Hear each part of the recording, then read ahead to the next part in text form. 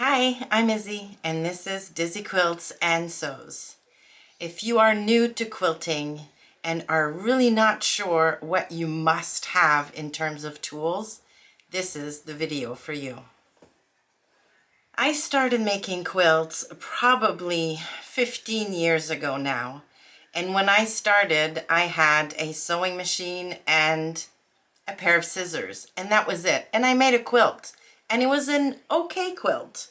It didn't last very long, and it wasn't very pretty, but it was a quilt. It had a backing, it had a quilt top, and it had batting in between. It was, however, not an easy thing to do with just scissors and a regular sewing machine with no specialty feet.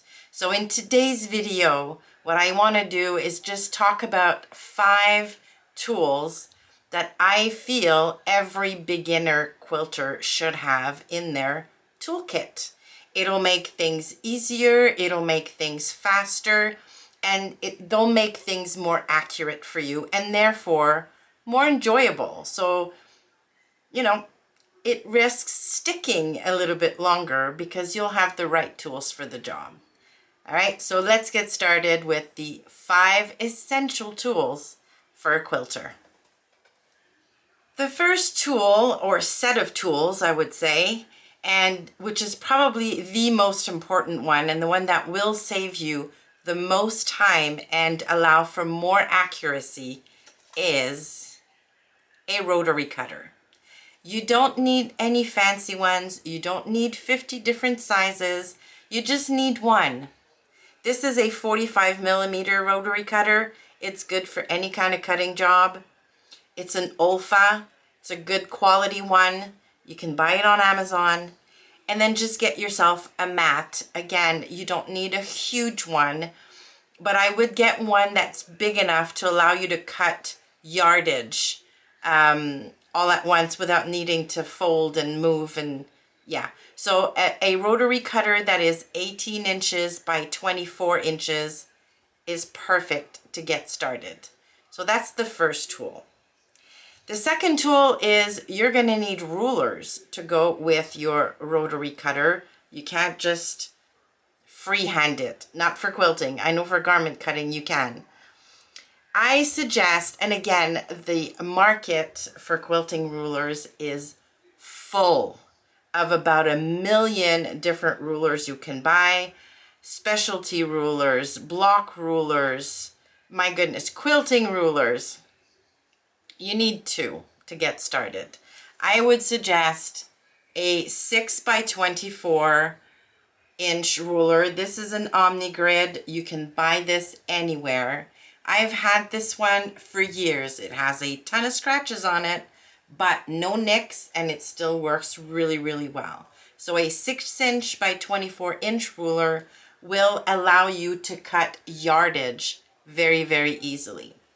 The other ruler I would say is probably essential is a smaller square ruler. This will make trimming and squaring up of blocks really quick and easy. You could get a big one, a medium one, a small one. They even have these in tiny, tiny little ones. This is a 5.5 inch square, and it does the job for most projects I work on. So 2 rulers. You don't need 15 of them, just the 2. Number 3, I would highly recommend a walking foot. So this is the walking foot that goes with my Juki sewing machine. I use this not just for quilting, but I use this for garment making as well when I'm sewing knit fabrics together or bulky fabrics. Basically, this allows all of the thicknesses to move together under the needle at the exact same rate. So it prevents shifting.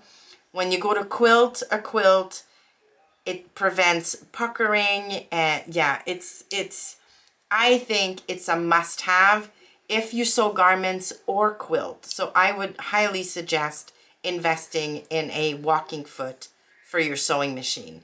Now, if you have one of those fancy machines that has dual feed already built in, You don't need one of these. Your machine came with one built in. Next, you need pins.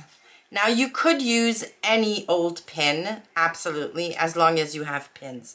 I like longer pins with easy to grab heads. Now when you're quilting, you're gonna pin perpendicular to your seam line, and you're gonna stitch right up to the pin, but not over it. And you need to be able to grab that pin out easily. And if you're using very, very short pins with the head that's really, really hard to see and grab, you're gonna get frustrated real quick. So I would suggest longer pins with a head that's very, very easy to grab. And then finally, number 5, you need some marking tools. A lot of quilt blocks require you to mark on your fabric before you stitch.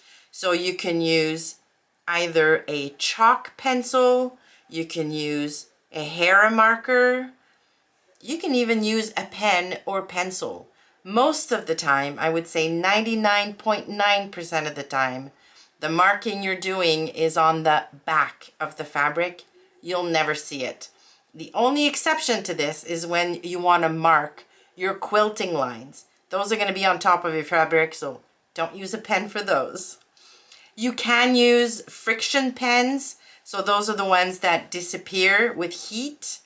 My personal experience with those is be careful, especially if you live in a very cold climate, because the cold will bring those marks back. Also, even after you put the heat on and the mark disappears, a lot, depending on the fabric you're using this on, you could have like it's almost like a ghost marking on your fabric, and those stay even after you wash the quilt. So just beware of the friction pens on top of fabric. I would go right ahead and use those, but only on the back of fabric just to be safe, or test it and make sure you'll never, ever, ever put your quilt in somewhere cold. Funny story, we have a house on an island that's only open during the summer because it's not insulated, and we have to get into a boat to get there. I have a wall hanging in the house where I stitched my husband and my name onto the quilt, and to mark my stitching lines, I used a friction pen. So I put it up one year in the summer, and when we went back in the spring, you could see my drawn lines with the friction pen because it had gotten very cold over the winter months. So just be aware that yes, the markings disappear with heat. They come back with cold.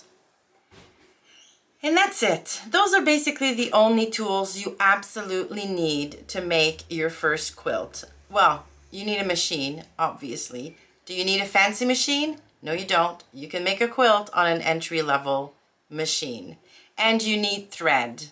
Now, you might read out there on the internet that if you're going to be using 100% cotton on your quilt, you must use 100% cotton thread on your quilt.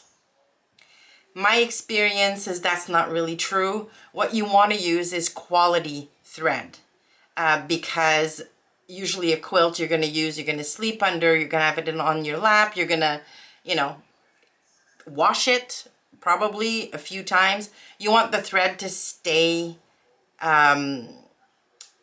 intact, basically. So really inexpensive or cheaper thread that might break easily, just your quilt won't last super long. So I piece with cotton thread. I find it works in my machine, but then when I quilt, especially if I do free motion quilting, I use polyester thread to do my FMQ.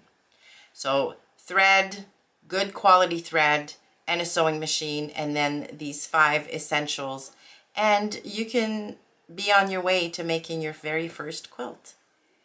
If you have any questions about any of the tools I mentioned, and by the way, I will try to remember to put links in the description box for where you could find all of these tools for not a whole lot of money. I'm fully aware that if you are just dipping your toes you don't want to spend a lot of money on these tools, but having them will make the experience that much more pleasant, and might make it so that you want to make another quilt after this one is done. So leave any questions in the comments below. I'll be happy to answer them as quickly as I can.